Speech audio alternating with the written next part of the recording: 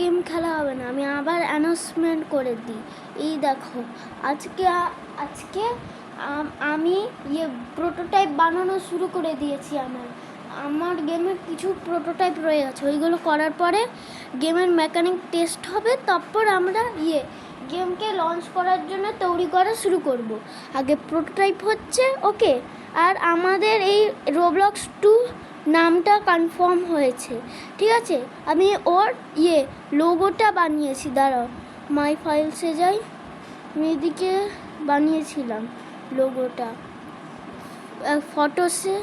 দাঁড়াও, ওপরে চলো, এই দেখো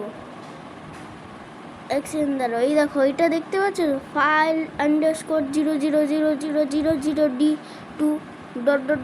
এইটা হলো আমাদের গেমের লোগো। আমরা লোগো ডিসাইড করে রেখেছি। চলো আরেকটা কিছু বলে দিই, এই গেমটা ডিলেও